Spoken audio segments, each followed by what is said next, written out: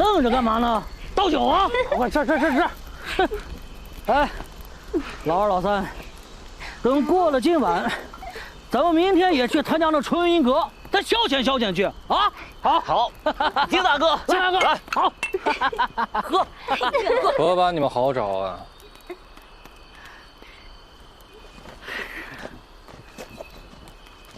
啊！福医师郡主怎么来了呀？还不是怕你们出事啊！今晚最好别喝酒，小心提防。哎呀，这福医师真的不会以为那个说书老头半夜三更摸过来把我们哥仨都杀了吧？啊！行，那既然这样，咱们今天晚上也不走了，就盯着你们。用不着福医师，我们哥仨打算今晚是一夜无眠，欢唱到天亮，是不是？没错。福医师，你看看我选这个地方宽敞不宽敞，都没地儿埋伏。老二，这酒是哪儿来的？自己酿的酒，姑娘喝的第一口。哦，老三，这肉哪儿来的？跟你说啊，鱼是河里面捞的，肉是山上打的，调料咱都没放是吧？嘿，为了以防万一，我们哥仨今天晚上都不上茅坑了。就用这个解决了啊！哎呀，福医师啊，你的好意呢，我们是心领了。可是，你看这个场合，这也不合适吧？啊！福生，我们走，一个个死到临头了还花天酒地。我意气用事啊！人家快活着呢。大哥，你故意的吧？都知道咱们和医馆的关系好，万一咱哥仨有个三长两短，咱也不要牵连人家呀。来，喝酒，来，来，满上。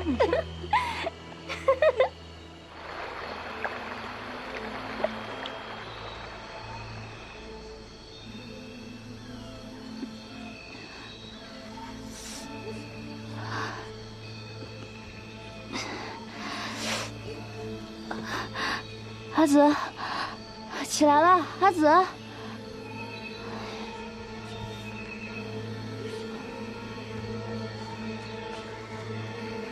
喂，你们去哪儿了？喂！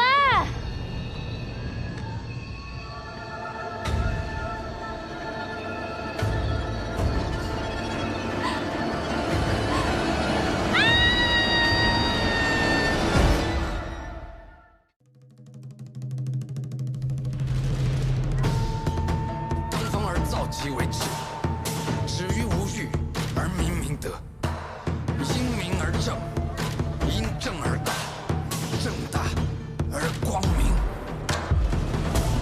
我就是那烈火，燃尽誓不舍，无心般大河。一样出世，做完无头生就伏太极，是人们颠倒身子被我记住在身上，遇见绵绵草纸皮。历书上刻满了道理，字眼中藏满了目的。在某天，当个人幻想过破了魂，他们复杂。心不细口，念不清楚的愿一场。管天地众人造的梦，委托你哭还痛不痛？心不言是天说。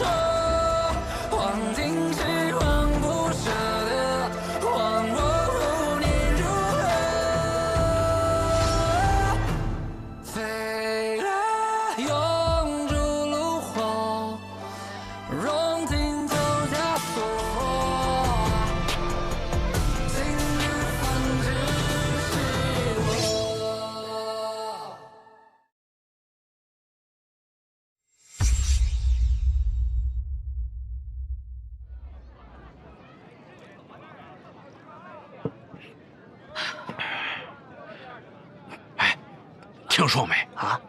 又死人了，可不是嘛！哎，你说这死一个还说得过去，是凑巧，这死3个人，你说这说书的也真够邪的，他们不会真养小鬼吧？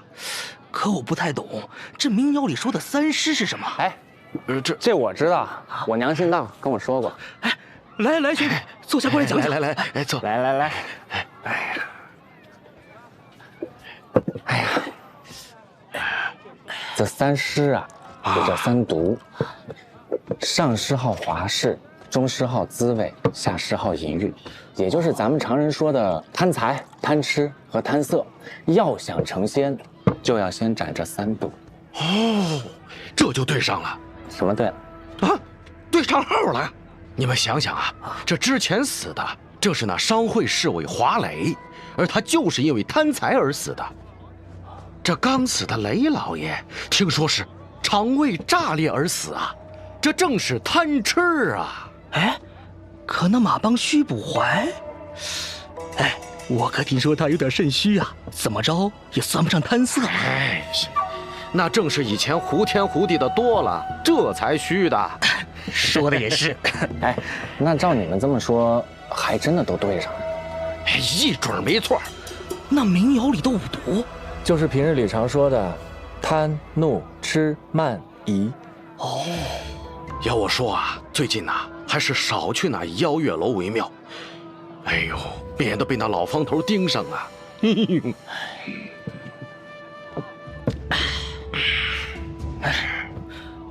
我家还有80岁老娘呢，我可不敢去了。这走，哎，那我也不去了。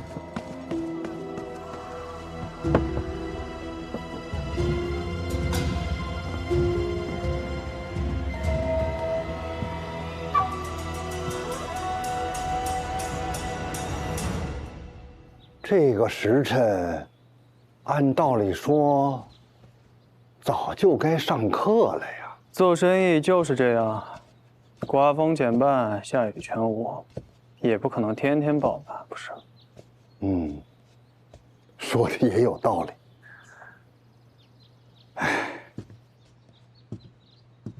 哎，谁是方志远？哦，大人，小老儿便是方志远。跟我们走一趟。为何？为什么呀？这是怎么了，大人3劫尽数身亡。什么？什么？西转3劫？带走！天哪！这是谁在害我呀3劫死了，方志远被抓了。你们2个不用重复我说的话，先想想办法吧。去看看3姐，你们几个先去，我去找我爹，让他把方志远给放。我去备马。这文杰最近对这事儿倒是挺上心。你先别管这些了，抓紧时间。哎，怎么你也突然对案子上心来了？这说书的老头可真多。你猜，他下回要说哪2位？总不能是……对，就是咱俩。爹，爹，爹！这又怎么了？你整日风风火火的，哎，看看把我的鱼全吓跑。你怎么让9哥把方志远给抓了？你是不是老糊涂了？那方志远一看就手无缚鸡之力，肯定不是真凶啊！娟儿，来，看看这池中之鱼。嗯，大鱼吃小鱼，小鱼啃稀泥，每日厮杀不断。你知道如何才能平息这场争斗啊？把大鱼吃了不就完了？说得对，但也不对。要想平息这场争斗，只有让这池中鱼的大小保持一致，才能平安无事，一片祥和。那不跟我说的一样，哪儿不对啊？关键不在于留下大鱼还是小鱼，而是平衡。只要能够达到平衡，就算吃了小鱼，留下大鱼，其效果也是一样的。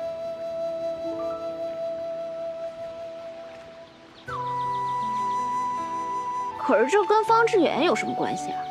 平衡只是第一步，即便是池鱼的大小一致了，你会发现用不了多久，他们照样会厮杀争斗。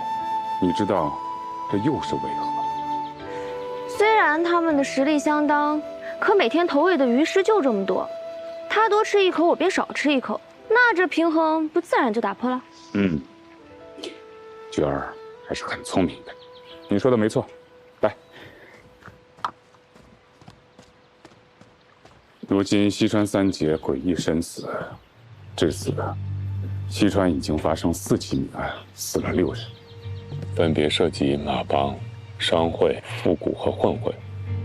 原本平衡的几股势力，皆因为一个说书人制造的混乱而纷纷下场参战。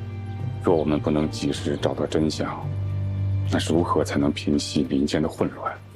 总不能眼睁睁看着他们打到头破血流，殃及那些无辜的百姓吧。这鱼食啊，只不过是争斗的理由罢了。所以爹，你知道真凶不是他，你只是想收了鱼食，让这混乱的源头消失。这便是平衡之道，也是我们城主府在多股势力中保护百姓的唯一方法。爹，你说的不对，就算方志远没了，那只要他们想，就能创造出什么李志远、王志远，斗争的理由完全由他们自己制造。可方志远作为西川子民，理应由城主府庇护。我作为下一任城主，无法做事，这方志远就这样毫无价值的死了。菊儿，为父亲日当对你刮目相看。来，你说说，你想怎么做2个要求：1，把方志远给放了；2，给我10天时间，我把这件事情搞定。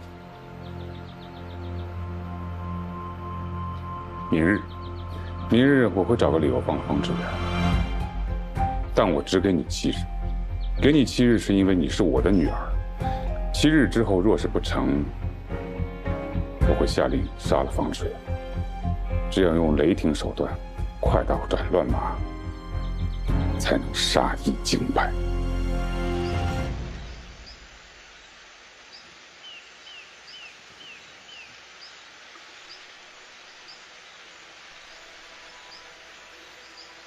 早跟你们说过别太张扬，结果还是惹了杀身之祸。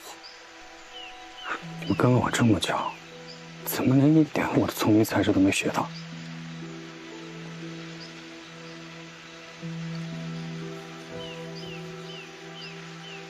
我这个人重感情，既然你们跟了我，过年过节的就不用担心没酒喝。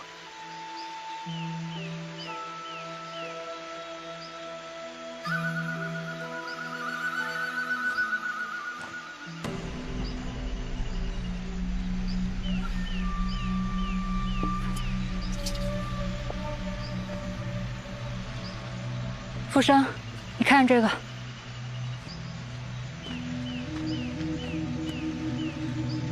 喂，你不会又要往嘴里塞吧？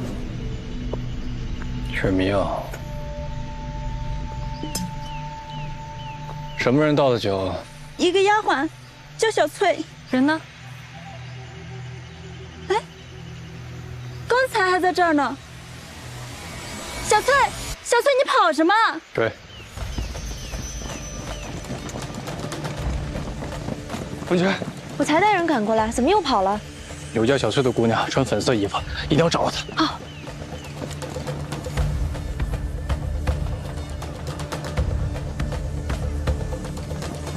哎呀，这样追不行啊！咱分开追吧。你们这些人去那边，是你们俩去那边。部长，跟我走。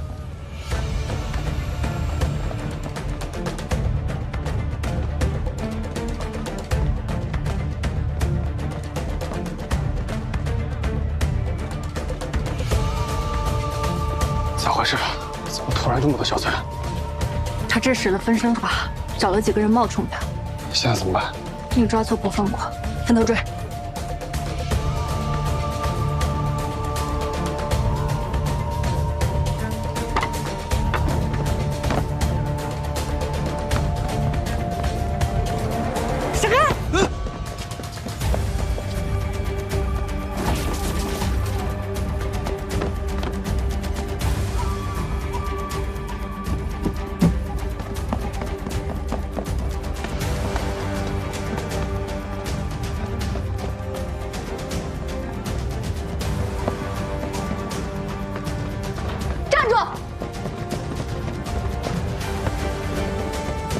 你滥杀无辜，已然犯了死罪，还不束手就擒？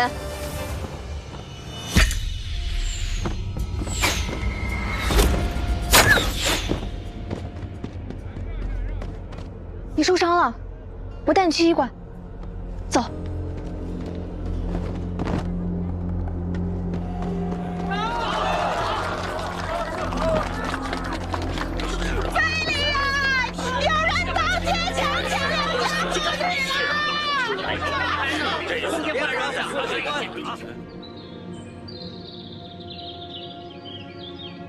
我要取剑了，要忍着点儿。忍住啊！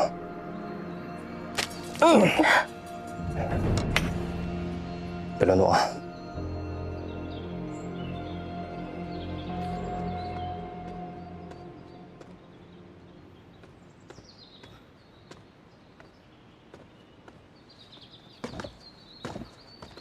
他怎么样啊？没什么大事，就是近几日不能动刀枪，扶他去那边歇着吧。来，慢点啊。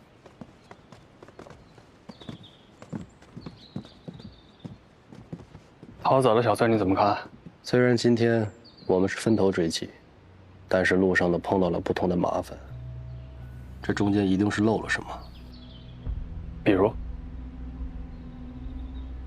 你觉得什么样的人才会杀人？只要是人，就都有可能会杀人吧？这就是问题所在。我们之前都觉得，能犯下如此大案的一定不是泛泛之辈，但其实咱们都错了。只要是人，都有可能作案。这样下去不是办法，咱们不能一直被人家牵着鼻子走。我有一个思路。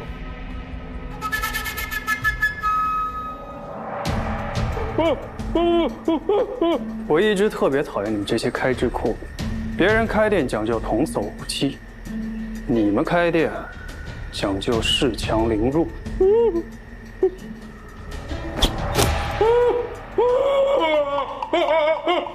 他有话说。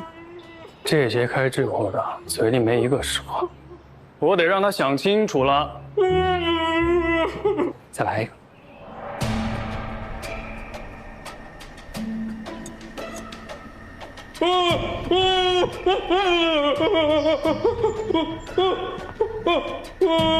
没什么难度。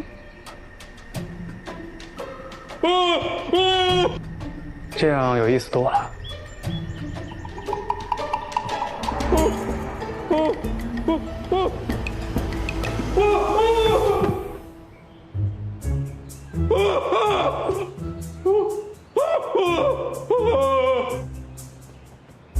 没意思。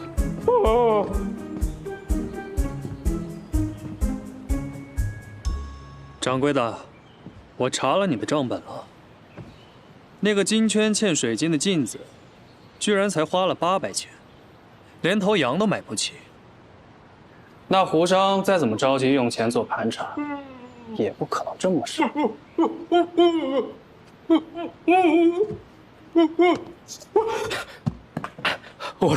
我全说，那些东西是贼赃。西川城里各凭本事，收了件贼赃，值得你这么隐瞒？能让叶萧提出手的人家，这怎么可能是普通人家呀？我这是我怕惹祸上身吗？这不，还他妈编！没编。叶萧提800钱就把那东西卖了，他脑子进水了，还是我脑子进水了？不是他卖，是他徒弟来卖的。他徒弟，你确定？确定。他徒弟跟我柜上的一个小伙计相熟，帮叶萧提在我这出了好多件东西了啊，就是他呀。他那次把那件东西拿来之后，我一看我就知道是他私自藏下的，所以我才黑着心给了个低价。喂，站住！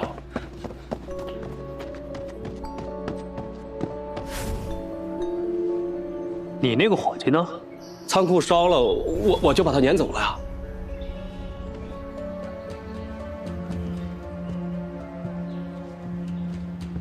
怎么了？怪不得那个琉璃镜正巧放在了阳光可以直射的位置，又这么巧点燃了绢布。我去通知福商，你去找文件，浮生怀疑的方向是对的。行，走。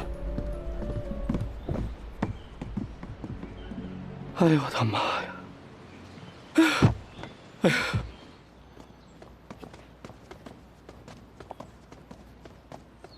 郡主，郡主，夫人今日无心见客，还望您多担待。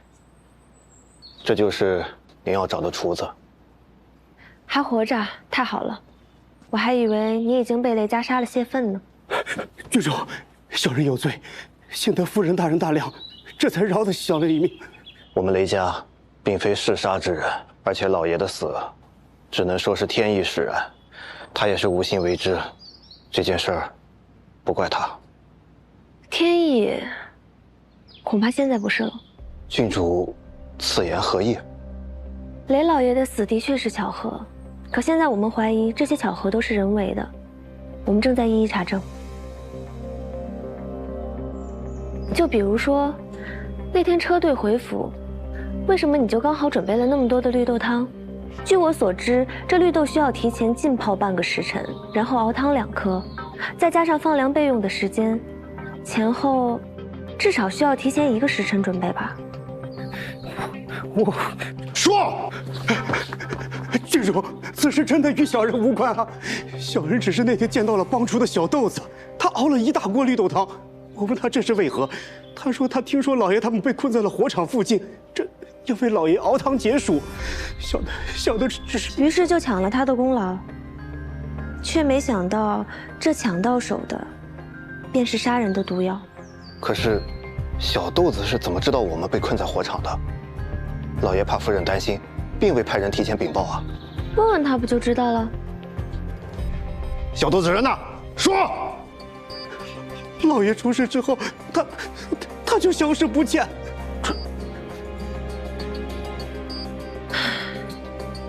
如果浮生猜的没错，你们街上遇到那个卖狗肉的小贩，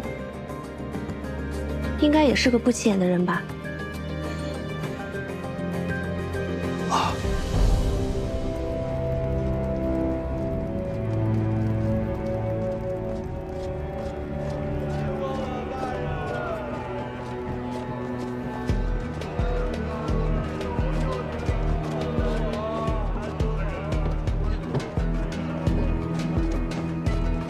醒醒，醒醒，醒醒！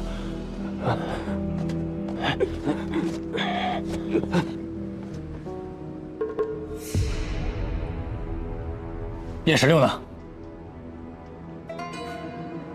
小人该死，晚上送来的饭菜里被人动了手脚，兄弟们不小心都着了道。叶16恐怕也被人给救走了。这是有人故意切断线索，不想让我继续查了。线索全断了，现在怎么办？我想去华磊死的地方再看看。天色不早了，明儿再说吧。嗯。嘿，天色都这么晚了，也不知道送送人家呀，真是个木头。娇气。还说谁呢？这姑娘带劲儿。行，明儿我就告诉莹莹。雨，不就找人送你回家吗？走着。哎，谁让你送？嗯。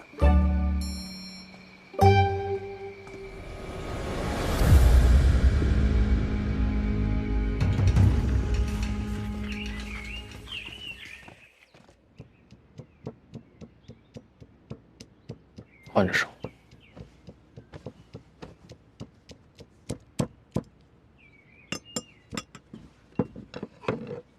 给你开个方子。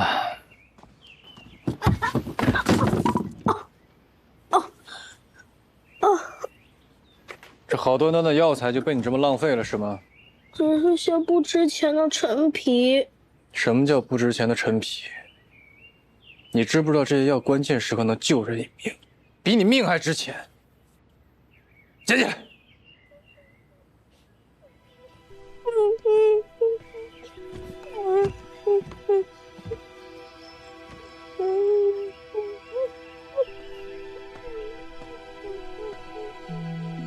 怎么了这是？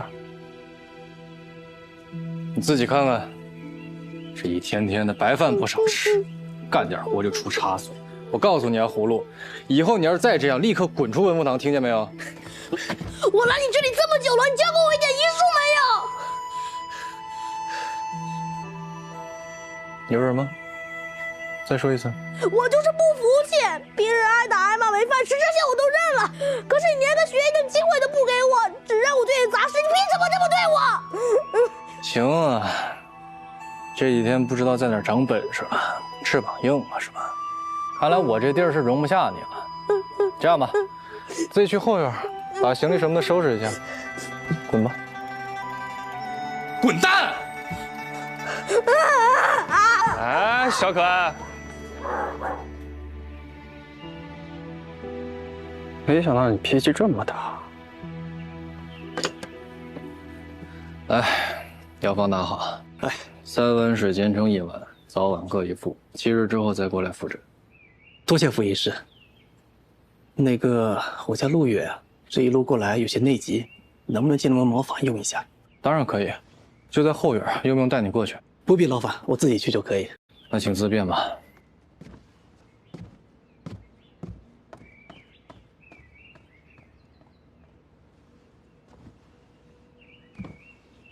你在耍什么花样？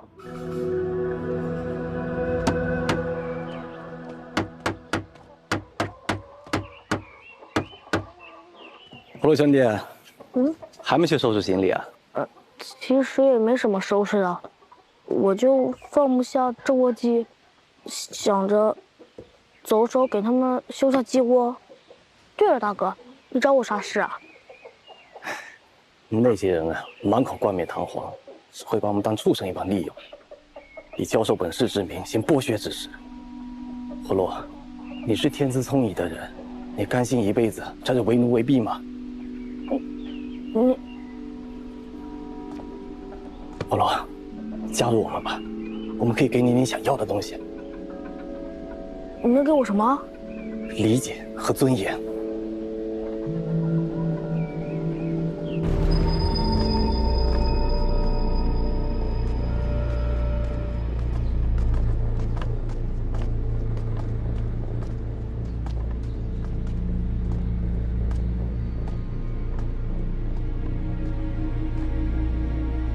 不是，你说要带给我理解和尊严，可你们呢，都藏头露尾，都隐瞒自己的身份。你这让我怎么放心加入你们？我们想让你加入我们，是因为你和我们是一样的人，被忽略、被歧视、被凌虐、被人踩在脚下，就像路上最不起眼也是最没用的石子。一堆石子能干什么？石子可做基石，成就一座城，或者颠覆一座城。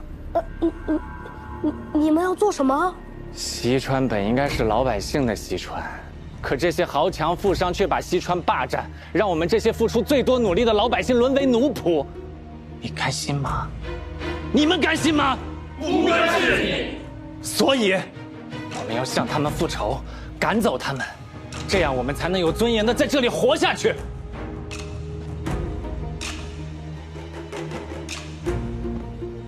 葫芦，当你完成考验，正式成为基石的一员，自然就会知道我们的身份。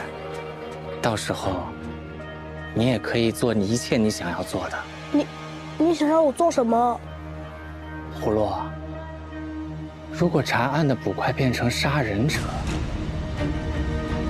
你觉得有趣吗？你想怎么做？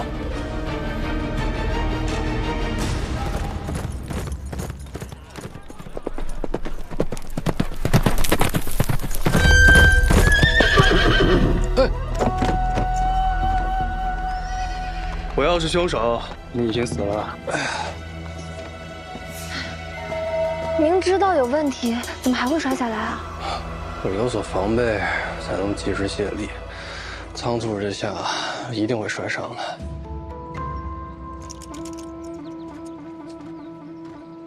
的。哎，怎么样啊？你们看看这个，就是因为这束光，马匹才受了惊。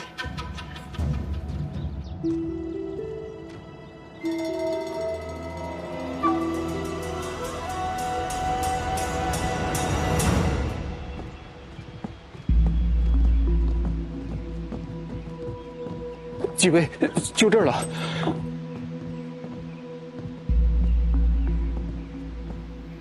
为何会有一剑阵？前些日子，钟楼无故发出钟鸣，查了半天也没查出个原因。后来就请了个老神仙，给布下这个剑阵，驱邪避凶，然后就再也没乱想过了。老神仙，我看你是没说实话吧？这剑阵既非八卦，又非九宫，就算是个不伦不类的七曜，这数目也对不上。唯一的作用就是能将这阳光透过这个镜子，完整的反射在华磊死的那条巷子。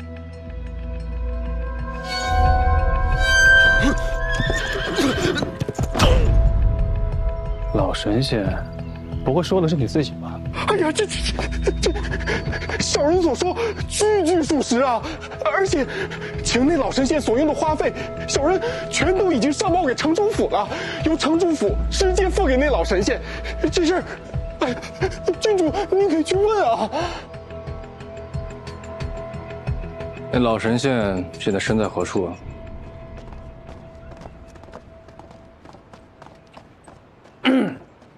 哦，郡主，给个老神棍住进来。哦，有，您说的是那位老神仙吧？什么老神仙？给我把他叫出来。好，免了。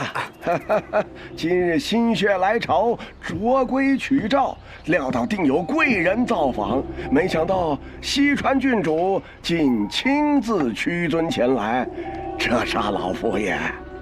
那你可知我来找你是何事啊？啊，钟楼之事，此乃小事，也是我为城中百姓聊表绵薄之意。虽然驱除了邪物，损了我10年阳寿，但保了一方平安，也是吾辈所愿呐。的确是个神棍，动手。啊，哎，这么多话呢？啊，你们这是为何？这个你没想到吧，小老头？说吧，是谁指使你杀华磊的？这话从何说起？你们一定弄错了。放开吧。怎么了？这个竹简上确实详细的记录了驱邪的剑阵，和钟楼上那个一模一样。你懂个屁呀！哎呀，这是我们祖传的宝贝，你们这些凡夫俗子怎能读得懂啊？这虽是个古物，但记录破煞那一章的木牍被调换过，与其他章节所用的木牍年代上差了很多。这绳子的确像是被换过的，新的。拿来吧你！啊，这孽徒！啊，什么意思啊？前些日子，我这宝书绳子突然断裂，我那徒儿突然勤快起来，他说要帮我换绳子，没想到他胆大包天，竟敢篡改宝书啊！哎呀，这真是！你这徒弟现在在何处啊？昨天午时出去，到现在还没回来。回来我一定扒了他的皮。那不就是我们抓那个小翠的时间吗？哎呀，真是！老先生，钟楼闹鬼之事，您是怎么知道的？我是听我那徒儿所说。又是一个受欺负的底层人，那就不是巧合。小姐，出事了！莫非是那冀北商会又来学习？不是咱们出事了，是医馆出事了。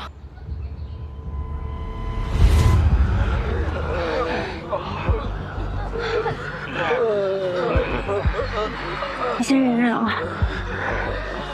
舌头伸出来看看。舌苔黄褐，就是有人在我的药方上动了手脚，换成了泻药。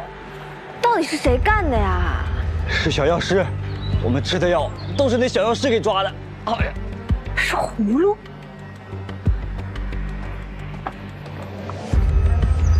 葫芦走了。啊？外面围满了百姓的家属，都在麻衣馆草菅人命。出去看看。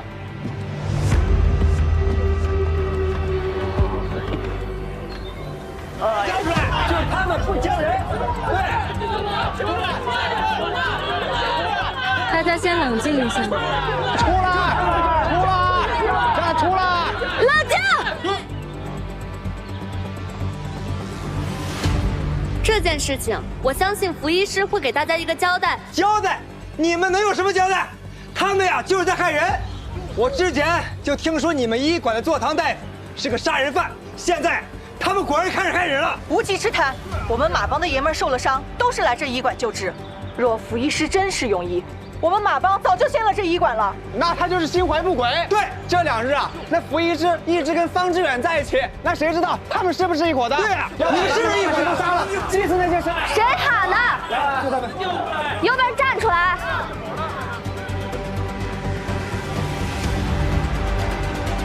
哎，你们看啊，陈祝福跟他们是一伙的，不给咱们留活路啊！留活路，不给！进，好了。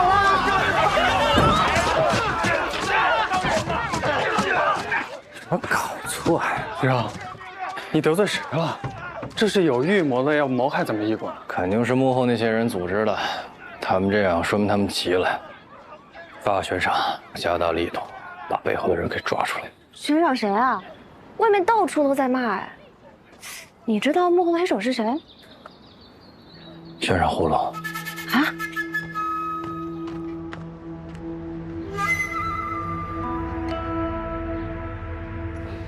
慢点。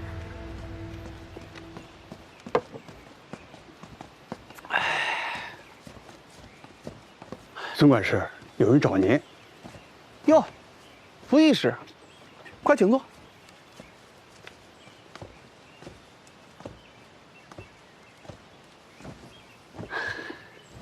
我听说，你一个医师把药箱丢了，要不要我帮你把这吃饭的家伙找回来呀？程主府已发了悬赏，封闭了西川，我料那小贼也无处可逃。那今天来此所谓何事啊？我来是为了华磊之死，他的死因我也有些眉目。据我所知，华磊这个倒霉蛋不是被一个叫叶萧提的人杀了吗？这还有什么眉目可查？这叶萧提也只不过是被人利用，是有人对那小象做了手脚，导致华磊摔马，从而被叶萧提所杀。这人是谁？现在还无法确定。这不能确定的消息，以后就不要同我讲了嘛。不过我还有另外一件事，请讲。是雷觉坤死的那天，你们会长带人袭击了马帮的城西分部。确有此事。为什么？那天会长接到消息，说车忽厥弄了一批武器，藏到了离商会最近的城西分舵，准备找时机偷袭商会。于是会长决定先下手为强，就带了一批人杀了过去，结果扑了个空，白跟那帮莽夫打了一架。哪儿来的消息？在马帮周围自然有我们的人，是那帮底层的百姓。你怎么知道？如果我没猜错的话，现在已经找不到他们了。你还知道什么？别的我就不清楚了。不过我希望下次找到他们的时候，务必要告诉我。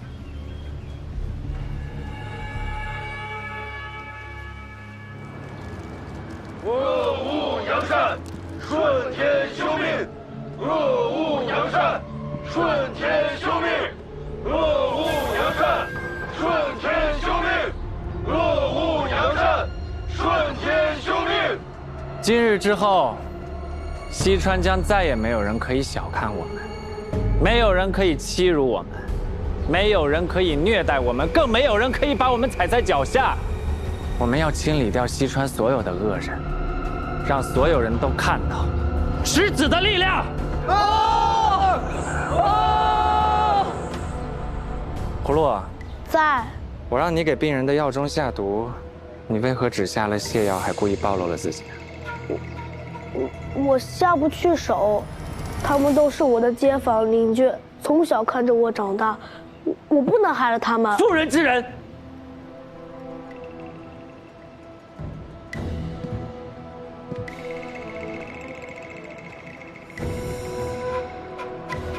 为了更伟大的利益，我们有的时候就是要脏了自己的手，因为我们很弱小，所以我们必须抓住每一次机会，否则我们就要被人骑在头上肆意辱骂。你忘了当初浮生是如何不在乎你的了吗？你愿意一辈子如此吗？我不愿意。那好，我会再给你一次机会。你去把浮生引过来，亲自除掉他。啊，首领，我们真的要这么做吗？怎么你也心软了？那些大人物欺辱你的时候是怎么做的？你忘了？他们可不曾心软。可是如果我们这样做的话，不就和那些坏人的做法一样了吗？想让这座城变得美好，自然要有阵痛，要有牺牲。可是如果我们……你想背叛即使吗？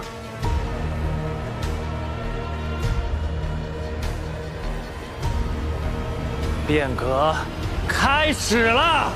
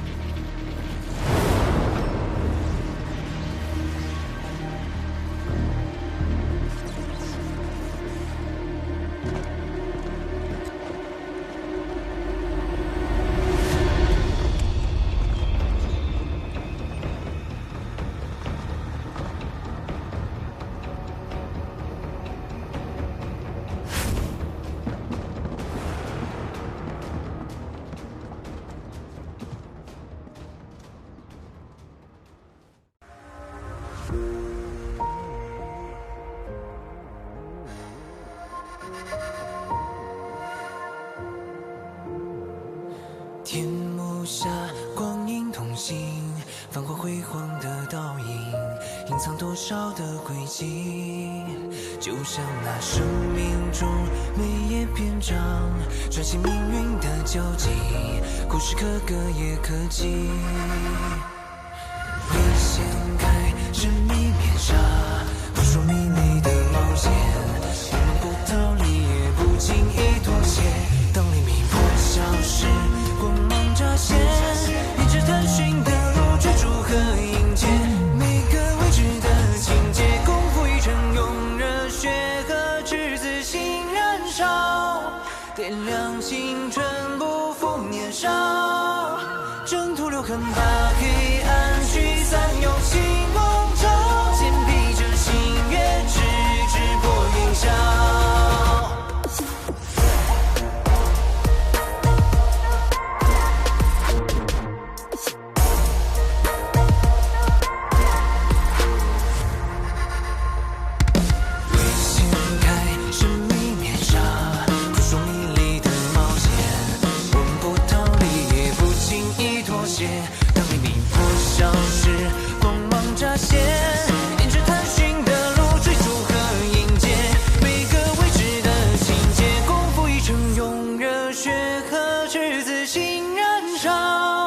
点亮青春，不负年少，征途留痕吧。